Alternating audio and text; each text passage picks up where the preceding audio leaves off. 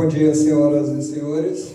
Vamos dar início à coletiva de imprensa do Governo do Estado do Maranhão relativa à pandemia do coronavírus. Aqui presentes o senhor Flávio Dino, governador do Estado do Maranhão, senhor Carlos Lula, secretário de Estado da Saúde, senhor Lula Filho, secretário municipal de Saúde de São Luís. Vamos iniciar a coletiva com o senhor Flávio Dino. Bom dia a todos vocês. Quero, em primeiro lugar, agradecer a presença da imprensa maranhense e saudar muito especialmente a todos vocês, profissionais, que têm nos ajudado nesse momento, com informações, com notícias, com orientações que são fundamentais para a sociedade maranhense. Essa coletiva é determinada pelo fato de termos tido, na noite de ontem, às 21h50, a confirmação do primeiro caso, a confirmação científica em laboratório da ocorrência do novo coronavírus no Maranhão. Esse caso foi identificado, é uma pessoa que está sem sintomas graves, encontra-se em isolamento domiciliar, ele e a sua família. Temos também um outro caso fortemente suspeito, ainda não confirmado definitivamente, mas aí sim com sintomas. Ele se encontra nesse momento na UTI do Hospital Carlos Macieira desde o dia de ontem. Então nós estamos lidando concretamente com um caso com 100% de confirmação e um caso fortemente suspeito, o primeiro em isolamento domiciliar, ele e a sua família, e o segundo em tratamento no Hospital Carlos Macieira. E o paciente do segundo caso se encontra em estado estável nesse momento, ainda que evidentemente gravidade. Todos os procedimentos médicos que têm sido recomendados foram adotados pela equipe do Hospital Carlos Macieira. Esse fato leva a que nós tenhamos a necessidade de adoção de novas medidas, não só por parte do governo do estado, mas também das prefeituras, aqui representada pela Prefeitura de São Luís, e nós estamos, portanto, fortalecendo as ações preventivas. Nós acreditamos que isso cabe a todos, é um momento de união nacional. Há, nesse instante, infelizmente, um debate acerca da atuação dos governos estaduais em face de omissões do governo federal. Nós acreditamos que não é o momento de haver disputas políticas ou ideológicas desse tipo. O que está ocorrendo é que, infelizmente, uma parte do governo federal considera que nós estamos diante de uma gripezinha, diante de algo de menor importância, e isso tem levado a que, lamentavelmente, não esteja ocorrendo a adoção de medidas do governo federal com a velocidade necessária, em alguns casos, e nós temos os estados e municípios de assumir a responsabilidade pela adoção dessas medidas, exatamente visando proteger a população. Faço questão de mencionar que temos, por parte do Ministério da Saúde até aqui, um clima de diálogo e de entendimento, tanto com o governo do estado, como também com as prefeituras municipais, e nós desejamos que outros órgãos federais adotem a mesma postura que o Ministério da Saúde tem adotado. Nós já havíamos anteriormente determinado a suspensão das aglomerações, grandes aglomerações, também das aulas. Tentamos judicialmente a interrupção das atividades dos aeroportos. Infelizmente, a Justiça Federal negou esse pedido do governo do estado. Começamos na manhã de hoje as operações visando ao controle de transporte interestadual de passageiros, ônibus. Já começamos isto por atuação da Polícia Militar. Determinamos o isolamento domiciliar compulsório de todas as pessoas que tenham sintomas de gripe por 14 dias e fizemos o decreto de calamidade pública. Neste momento, estou editando um decreto que trata sobre interrupção de atividades comerciais, lojas, shopping centers e similares. Há uma ressalva no sentido de que os municípios podem dispor sobre as suas peculiaridades locais, porque são 217 cidades, mas a determinação estadual é nesse sentido da interrupção das atividades comerciais, com exceções dos serviços essenciais, marcadamente aqueles de comércio de alimentos, esses não serão paralisados. Combustíveis também não serão paralisados, também como as atividades relacionadas à saúde, laboratório, hospitais, naturalmente esses continuarão a funcionar. Os órgãos públicos estaduais serão paralisados, aqueles não essenciais, vão continuar apenas aqueles essenciais, a exemplo da própria Secretaria de Saúde, da Secretaria de Segurança e assim sucessivamente. A função dessas medidas é diminuir a circulação de pessoas. Basicamente é isso que nós estamos visando agora. Ampliar as medidas de distanciamento social, é muito importante frisar isso à sociedade, porque essa é a prevenção mais eficiente. Toda a literatura internacional nesse momento mostra que quanto mais distanciamento social entre as pessoas, quanto possível, isso determina a diminuição da curva de proliferação do coronavírus, e isso é vital para garantir a capacidade de atendimento das redes de saúde, uma vez que se a curva for muito íngreme, ascendente, muito rapidamente, pode haver, inclusive, uma sobrecarga insuportável do sistema de saúde, como nós estamos vendo em outros países.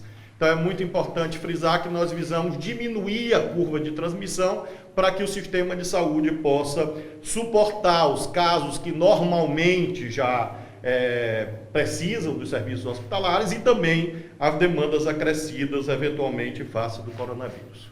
Sobre bancos, eu recebi uma notificação do Banco Central dispondo que atividades bancárias dependem exclusivamente de decisão do governo federal. A princípio, e vejam, a princípio, eu coloquei no decreto que nós vamos aguardar a atuação dos órgãos federais. Ou seja, sobre bancos, sobre aeroportos, nós vamos aguardar aquilo que o governo federal diz que vai decidir.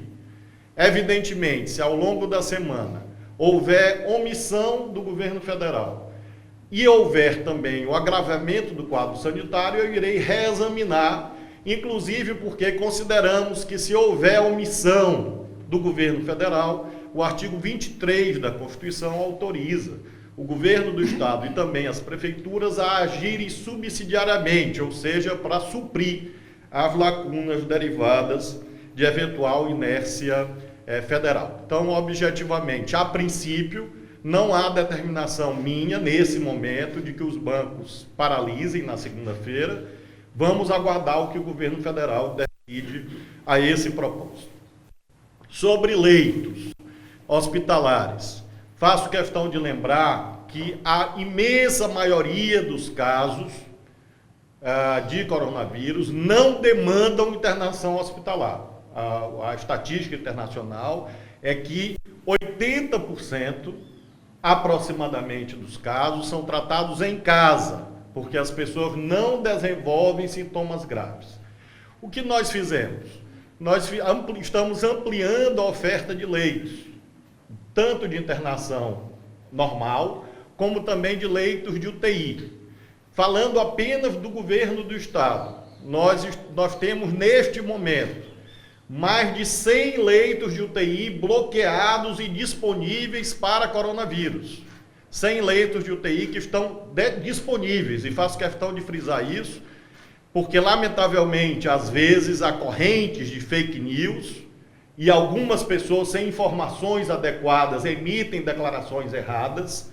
Neste momento, nós temos na rede estadual e temos também na rede municipal e na rede particular outros tantos leitos de UTI, mas apenas na rede estadual nós temos mais de 100 leitos em todas as regiões do Maranhão, nos nossos hospitais regionais e macro-regionais.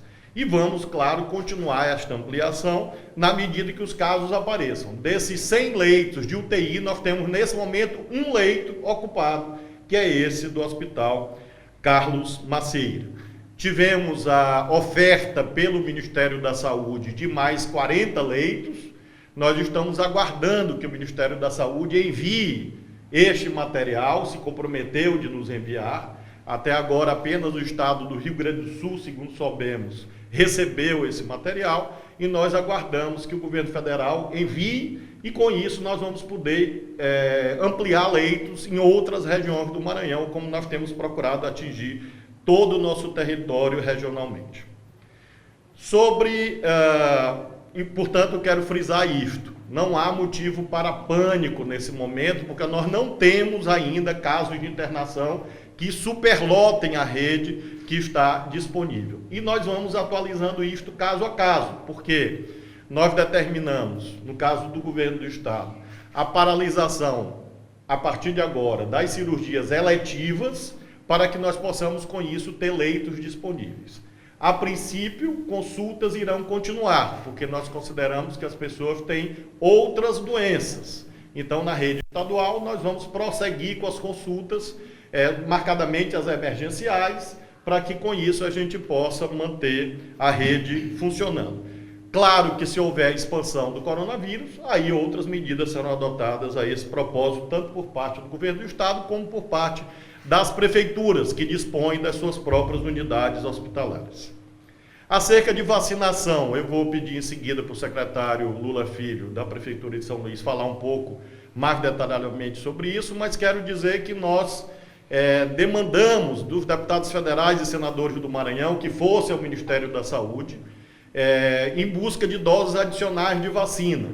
Conseguimos uma pequena ampliação, estamos lutando para que o Ministério da Saúde envie mais vacinas. É importante lembrar que esse é um sistema articulado, o Ministério da Saúde compra, repassa aos estados, os estados entregam aos municípios, então o secretário Lula Filho pode detalhar isso em relação ao município, e nós continuamos apelando para que haja mais vacinas que são úteis para o H1N1. Essa vacina não se aplica ao novo coronavírus, mas é importante para o H1N1 e em face dessa ampliação, nós teremos o início da vacinação na segunda-feira. O secretário Lula Filho depois pode passar mais detalhes. Faço apenas um apelo, sem pânico. Nós temos nesse momento, para os grupos de risco, idosos e crianças, uma oferta de centenas de milhares de doses de vacinação, e o Ministério da Saúde se comprometeu a mandar mais doses de vacinação para que a gente possa prevenir situações na próxima segunda-feira. Finalmente, peço a ajuda de toda a sociedade para não divulgar, sobretudo, áudios de WhatsApp, porque isso não ajuda, isso atrapalha, isso difunde informações falsas. Não quero discutir se as pessoas são bem intencionadas ou não, não quero discutir isso. O certo é que isto objetivamente conduz à disseminação de notícias que atrapalham a atuação da sociedade e, sobretudo, dos profissionais de saúde. Então, nós temos transparência absoluta. Não há nenhuma determinação e nem poderia haver, por parte do governador ou de qualquer outra autoridade, que haja omissão de casos ou algo parecido. Porque isso, inclusive, seria impossível. Então, todos os casos confirmados estão sendo comunicados oficialmente, assim como os casos suspeitos, os casos que estão aguardando definição laboratorial. E, finalmente, quero fazer uma homenagem muito viva, muito comovida aos profissionais de saúde do nosso estado, porque nós estamos vendo em muitos estados e muitos países situações limites, e até aqui eu faço questão de registrar que nós contamos com uma colaboração decidida e comovente dos profissionais de saúde do Maranhão. Tenho reunido pessoalmente com tais profissionais, tenho eu mesmo visitado unidades hospitalares, conversado com esses profissionais de saúde. São pessoas como nós que estamos nesse momento nessa coletiva e aqueles que nos acompanham, mas não têm se recusado a cumprir seus deveres cívicos e profissionais, e merece o nosso reconhecimento social, porque, claro, todos nós temos críticas aos sistemas públicos de um modo geral, inclusive ao sistema público de saúde, mas é em momentos de crise, de dificuldade, que nós estamos vendo que esse sistema é imprescindível, porque se ele não existisse, aí sim nós estaríamos vivendo uma situação de caos absoluto. E neste momento, há profissionais de saúde tratando de casos graves e estão lá com os equipamentos de proteção individual, os EPIs que nós estamos destinando, mas sobretudo com muita seriedade e muito amor no coração. Então eu peço que haja, por parte dos maranhenses, um reconhecimento do papel dos profissionais de saúde, e aqueles, de acordo com a sua fé, rezem e orem por esses profissionais de saúde, porque nós precisamos deles. O papel das autoridades públicas é coordenar esse trabalho, mas quem executa concretamente são aqueles que estão nas nossas unidades hospitalares, e eu quero manifestar, em nome de 7 milhões de maranhenses, a minha gratidão a esses profissionais de saúde pelo que já estão fazendo e por aquilo que eu tenho certeza vão continuar a fazer. O secretário Carlos Lula. Se quiser complementar alguma coisa, o Lula Filho depois em seguida.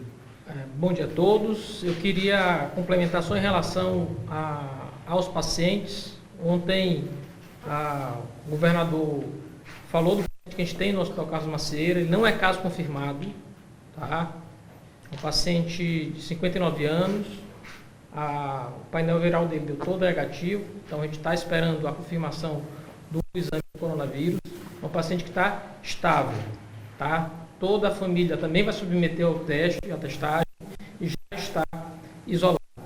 Em relação ao caso confirmado, ele tem sintomas leves, está em casa, ele veio de um voo de São Paulo, se submeteu à quarentena, fez o teste no nosso centro de testagem, e a ele e seus familiares, todos os familiares com quem ele teve contato, todos eles estão em isolamento e serão novamente testados.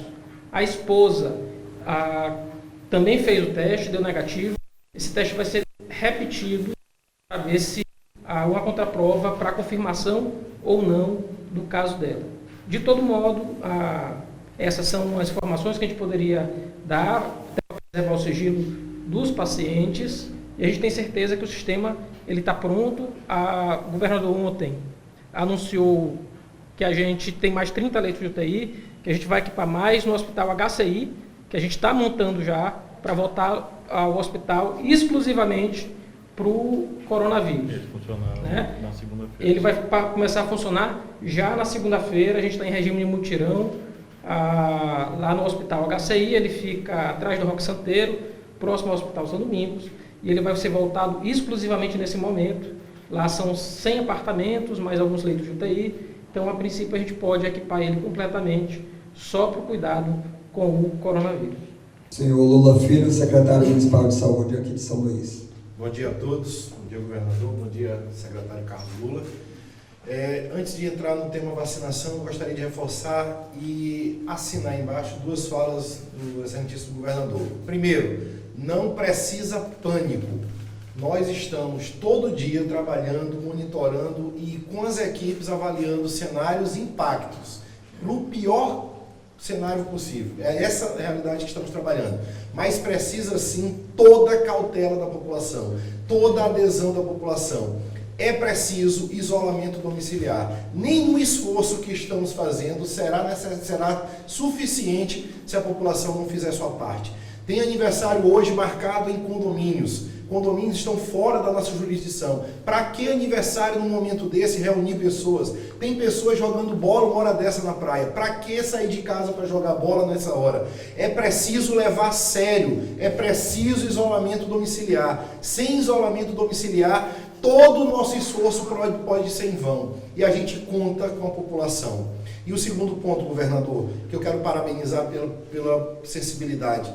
Tanto eu quanto o secretário Carlos Lula falamos todo dia. Se tivéssemos a equipe que temos na saúde, esse nosso desafio seria muito maior. Então, graças a vocês, cada um profissional de saúde que está sim receioso, que está sim com medo, mas mais do que isso, tem seu senso de missão, acima de tudo, prevalecendo nesse momento.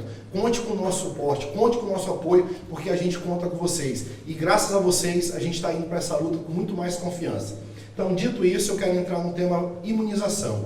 A campanha nacional, como o governador falou, é uma articulação das três esferas. Muitas pessoas perguntando por que a gente limitou a idade de crianças, Por que que a gente limitou público-alvo? Por que que a gente não vacina professor agora? Quem define calendário é o Ministério da Saúde, que repassa doses para os municípios, para os estados, de acordo com a quantidade de habitantes dentro daquele perfil-alvo, que repassam para os municípios obedecendo os mesmos critérios.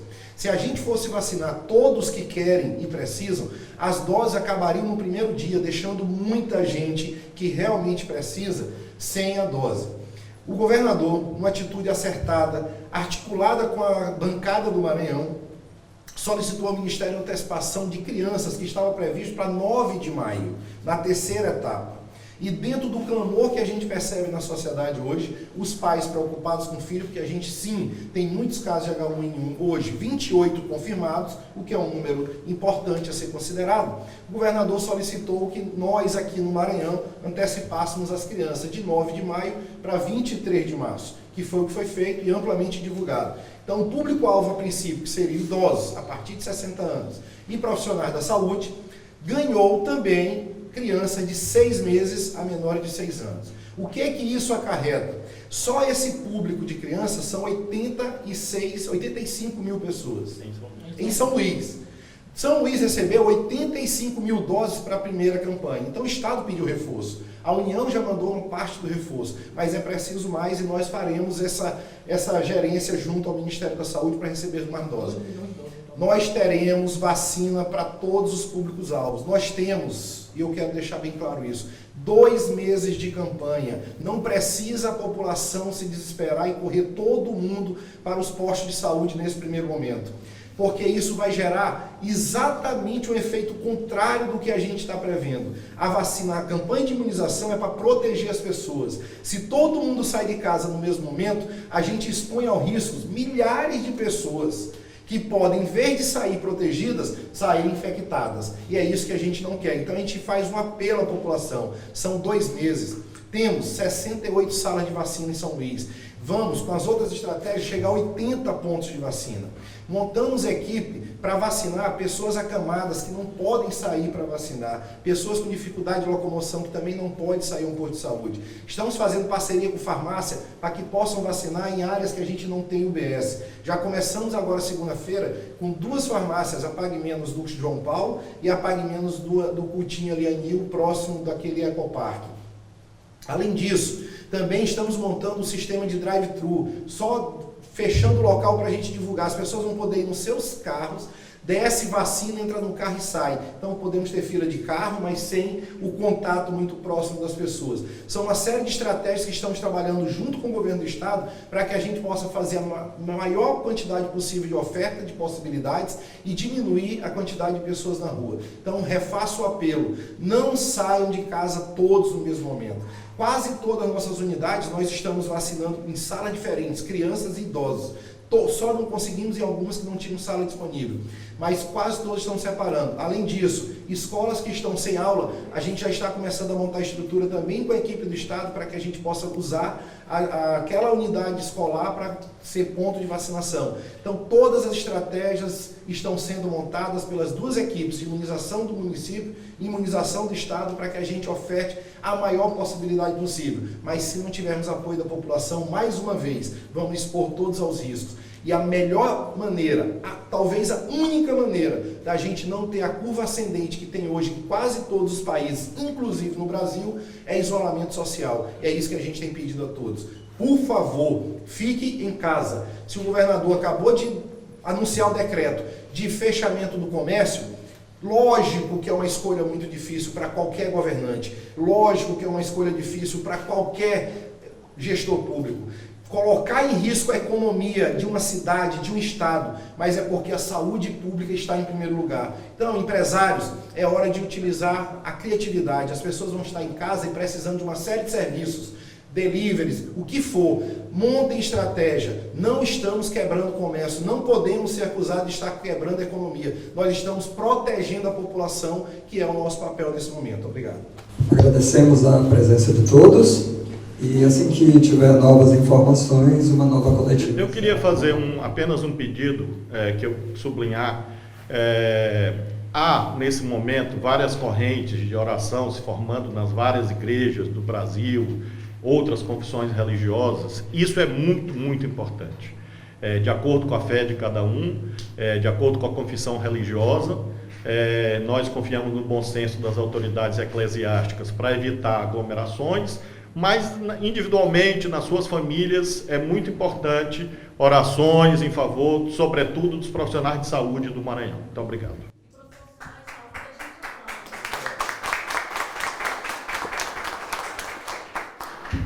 E quero também aplaudir os profissionais de imprensa. Muito obrigado.